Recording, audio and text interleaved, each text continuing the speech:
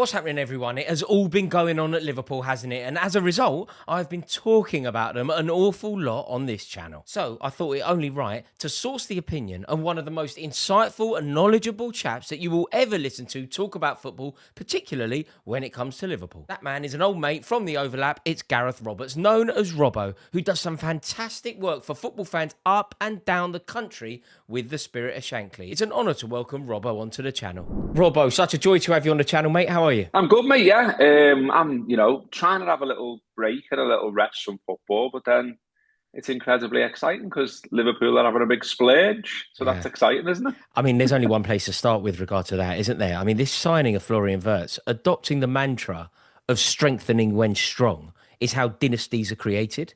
You've got to be over the moon with that, haven't you? Yeah, absolutely. I like the Gerrard one about fixing the roof when the sun's shining, and it's exactly that, isn't it? I think a lot of Liverpool fans have been underwhelmed with the lack of business the last couple of windows, and it kind of felt with Slot that he absolutely squeezed everything out of what he had at his disposal, and obviously we won the league, so we're all delighted about that, and we're all still celebrating that.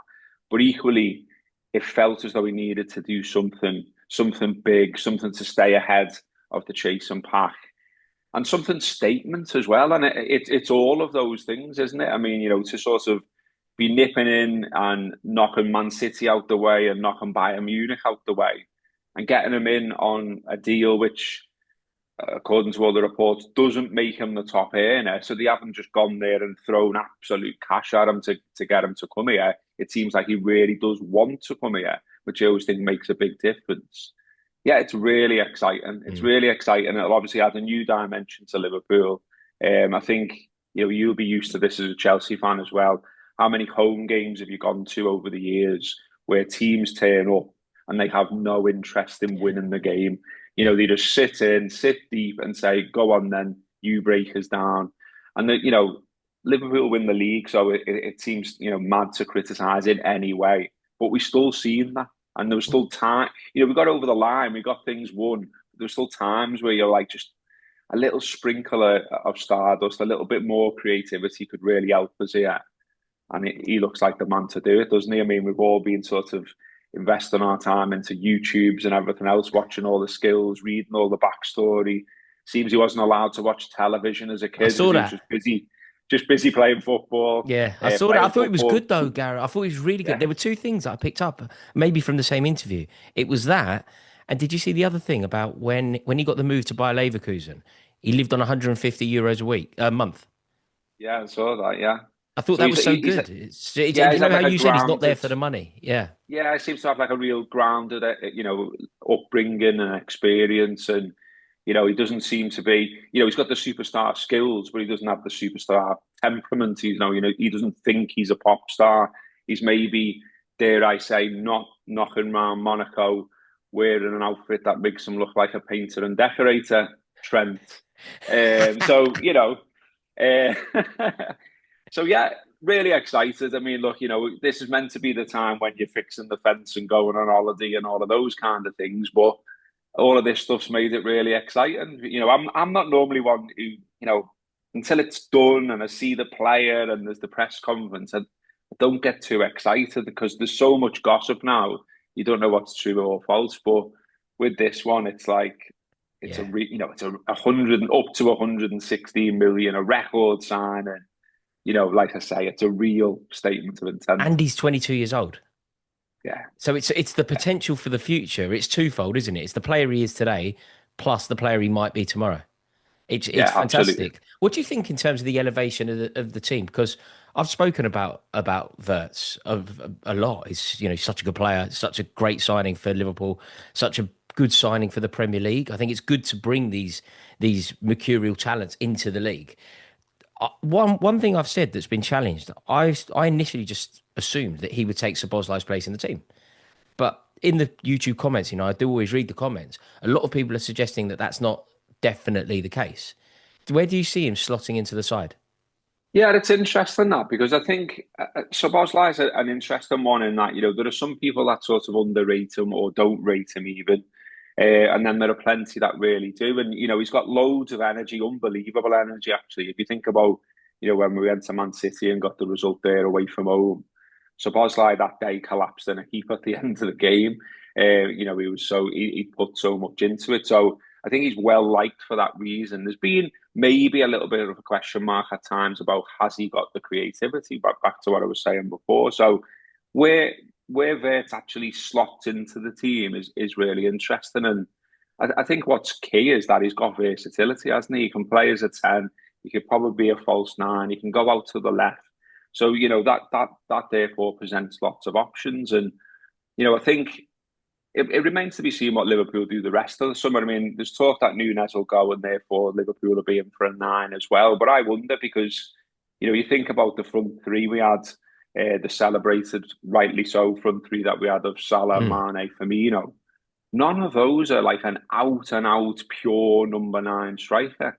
And I wonder if Liverpool will be looking at something similar. Do you know what I mean? So Yeah. I think they like versatility. They like almost let's get every ounce of value for money that we can. And so if we can play more than one position, great. And I think we might be looking at something similar defensively. So we might sign a centre half, but it might be a centre half who can also job at fullback as well. Things like that. I think that's a very Liverpool under this regime thing to do. Yeah, where do you sit on the Darwin Núñez saga?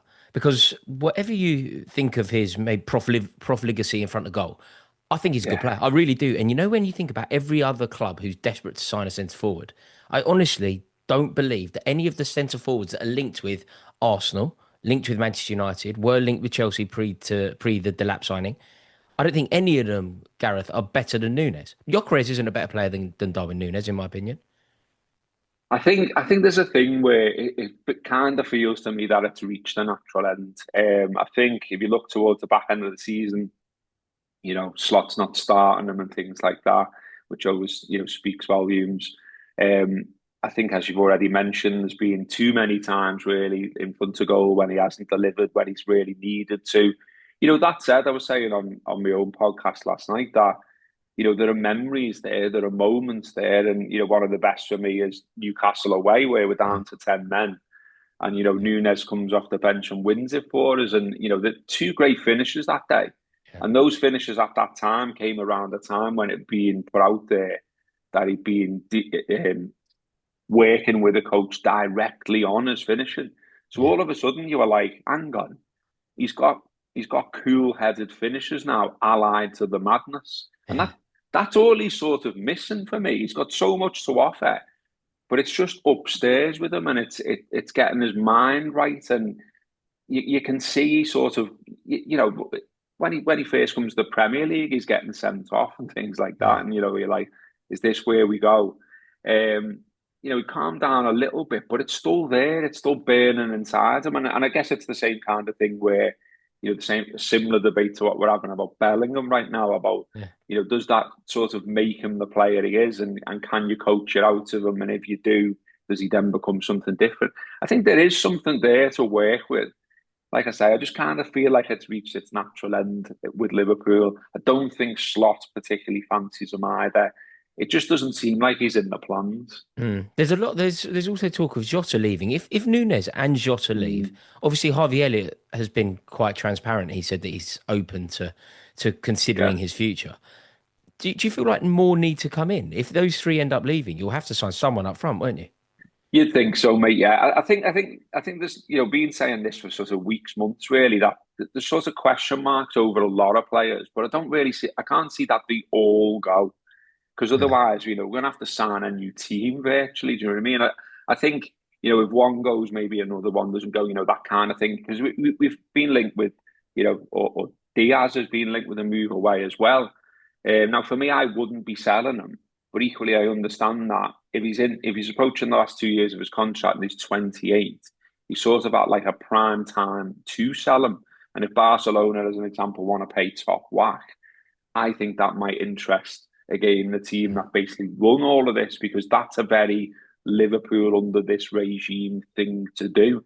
The buying and the selling, the lack of emotion, all of that kind of stuff. You think about we were talking yesterday on our podcast about Andy Robertson, and I was saying, well, as a man who is nearly 49 years old now, I think I get less attached to players than I once did. and they only let so many of them in. Whereas once upon a time, I absolutely adored them and I wasn't mad about them. But I think, the whole, funny enough, your mob, your mob signing Torres sort of broke my heart a little bit about, when he went, because he was absolutely adored by Mm. Liverpool. Brilliant song, brilliant player, and to see him go to, a rival club hurt at the time. And I remember, I think me and lots of others sort of went, right, I'm not getting in the same way about players anymore. And when you see what's going on with Trent as well, that sort of only adds to that, really. But Robbo's one of the ones I have let in because I think he just chimes with our values so much. Do you know what I mean? He's a top lad, a hard worker, someone who's always got involved with donating to the food banks and things like that. His backstory, where he was like, skint and playing for Queen's Park or whatever it's called, all of that kind of stuff. So, but equally, the cold-hearted stuff, the non-emotional stuff is here's a lad who's 31 in the last year of his contract, and if Atletico Madrid offer good money for him, and Liverpool think, well, we've got Kirkes coming in, and we've got Tsimikas who's done all right. Is that enough? Maybe it is. We'll take the money. I think Liverpool sort of will do that, and they don't care. Do you know what I mean? Yeah. They almost run the club in a way where it's like we have to block out the noise, and like they blocked out the noise in terms of they didn't go mad and buy players that they didn't really want to, and everyone went mad, and you had people saying FSG out and all of that kind of stuff. They just stuck to the guns and went, no, we will wait and we will spend the money on the player we actually want, Mm. and that seems to be Wirtz, doesn't it? So with Robbo, I think maybe they might put emotion aside there as well and say, that's decent money for a lad in the last year of his contract. Thanks for your 8 years. Bye bye. I hope that doesn't How, happen. how's he I going to want him be to stay. remembered if he ends up leaving? Does he go down as a Liverpool great in your eyes? I think so, mate. I think we've really struggled with left backs over the years. We've had plenty of left backs that haven't been great. I think some left backs for me that haven't been that great have almost been over celebrated as well. So I wasn't John Arne Riis's biggest fan, to be honest with you. I Great loved shots him. I on him. loved him off the back of that own goal. Yeah. But great shot on him and all. I mean, that Mm. was typical. That was one of that just added to the thing for me about use your other foot, lad, use your head, lad.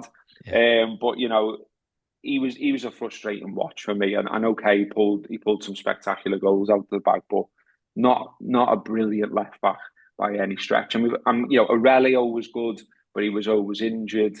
And we just sort of struggled with that position for a long time. So to go and get a lad from Hull for 8 million quid, and then he goes on to win the league a couple of times, win the European Cup, win the lot basically.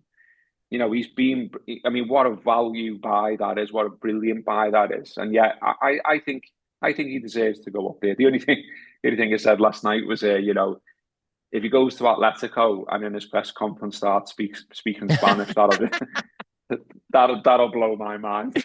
Yeah, yeah, yeah. I'm not sure I can think of a more perfectly suited footballer to a Diego Simeone team than Andy Robertson. He'll thrive there, won't he?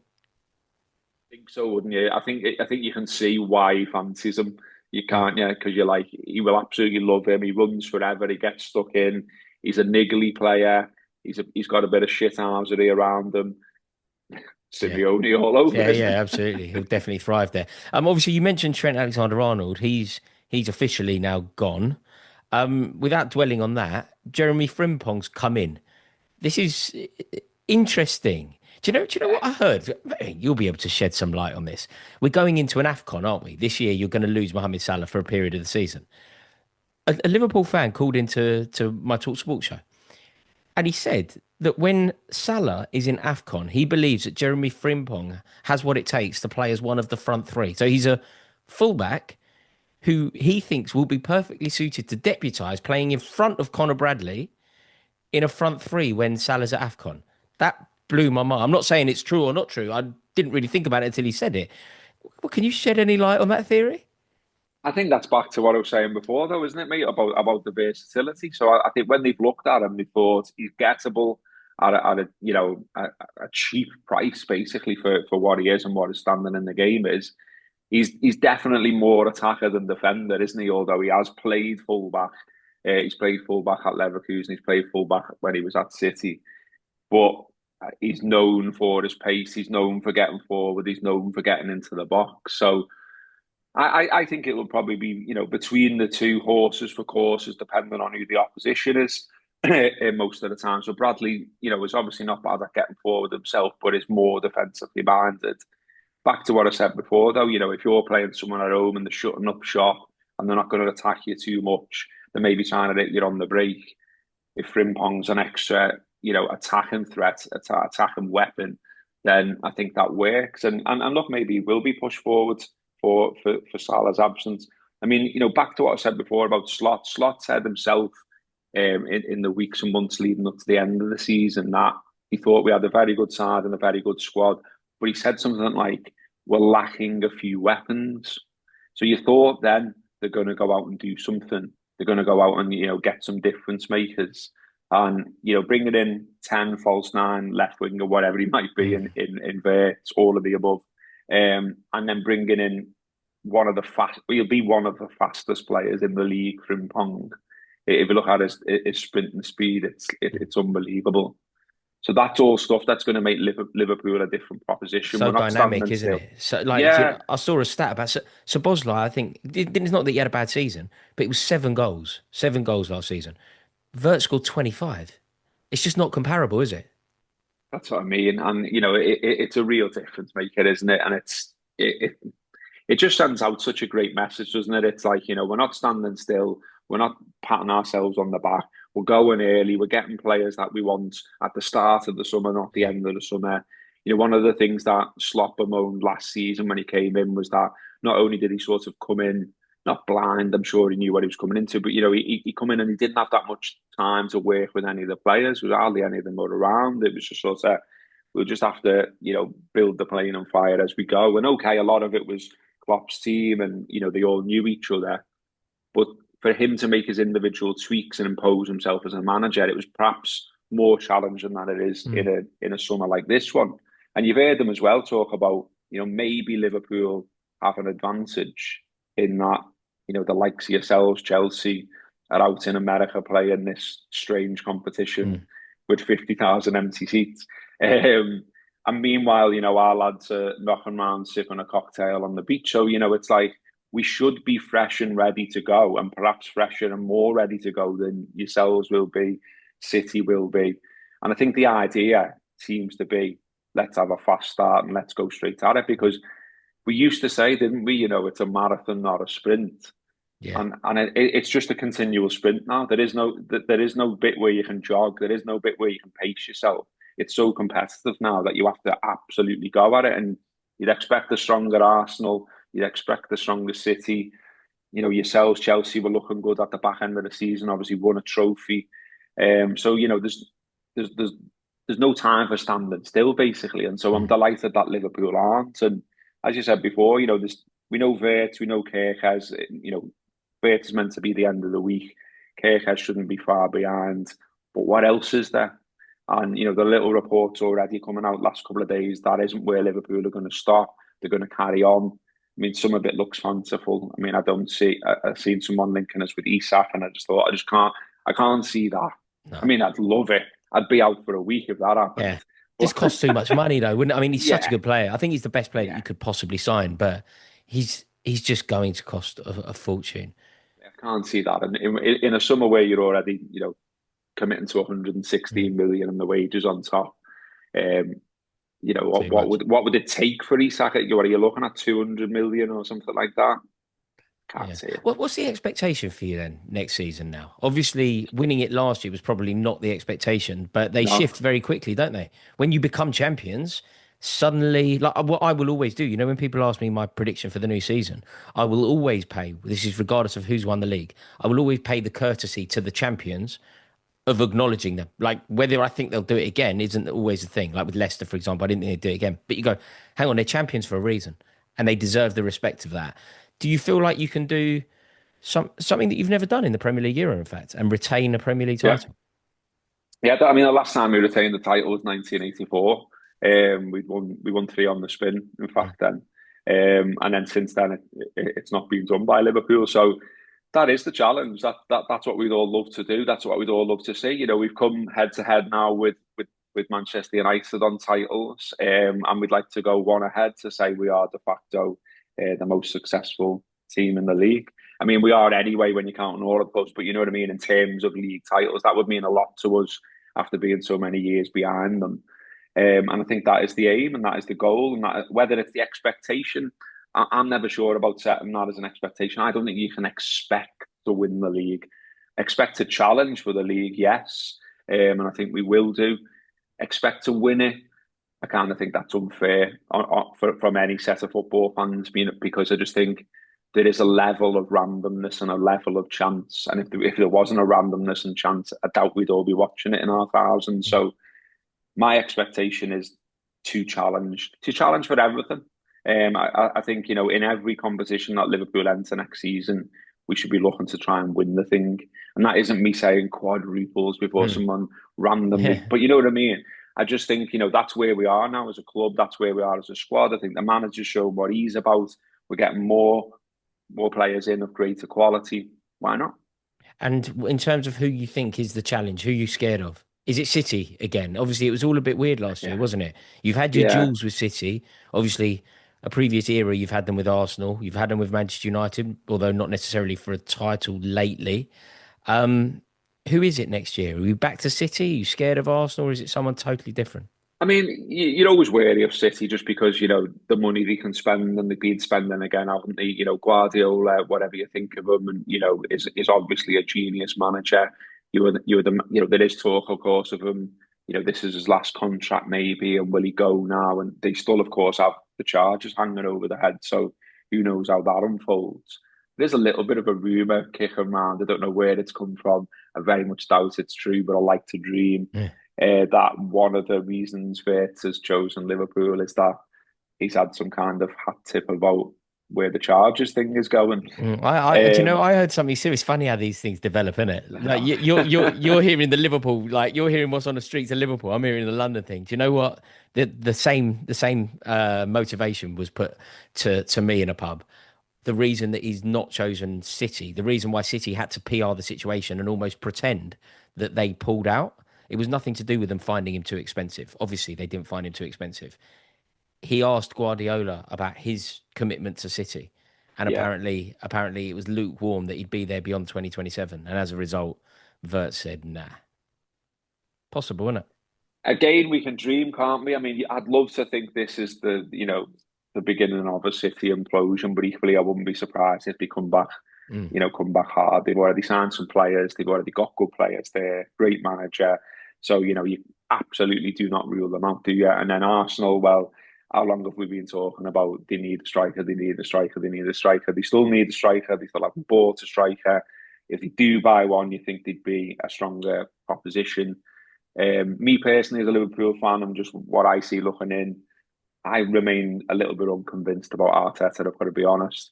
I just think he gets too emotional. I think he lets it get to him a bit much, and I think that pours down the ladder into his team as well. Mm. I just don't think. I just Yeah, don't see that steely stare in them that is required to go and yeah. win a league. Do You you know what I can't win mean? 38 cup finals, can you? Yeah, And that's kind of how he positions it sometimes. So exactly. Yeah, big yeah. season for them. What Gareth, about mate, it's your boys? Are you going to challenge or what? nah, not a title challenge. I wouldn't have thought. Not as things stand. We'll have to see what happens in the transfer window. But if we can solidify ourselves top four and win silverware, that'd be a good season, I think. But very unpredictable for us, isn't it? Very With unpredictable. the It's manager, because you like that about the manager, aren't you? I'm still like that. He certainly. I'm not suggesting for 1 second that he should leave or anything like that because he did what we asked him to do. We asked him to Mm. get us into the Champions League and to win silverware, and he did both of those things. And it should, on some level, be a meritocracy. He did what we asked him to do, and therefore he gets an opportunity. Whether he's the man to win a Premier League challenge for a Premier League, time will tell. But yeah, you're right. I'm unconvinced. I mean, he probably shouldn't rule you out in his press conferences It's like not he did ideal, last is year. it? Yeah, yeah. Not absolutely, it's not ideal. Listen, Robbo, mate, I really do appreciate you finding the time for this. Always a Thanks, mate. joy to listen to you speak, and I hope that our paths cross again. Um, we'll be on the overlap soon enough. I'm sure. Yeah. Brilliant, mate. Thank you so much. Always a joy to chat to you, mate. Thank you, mate.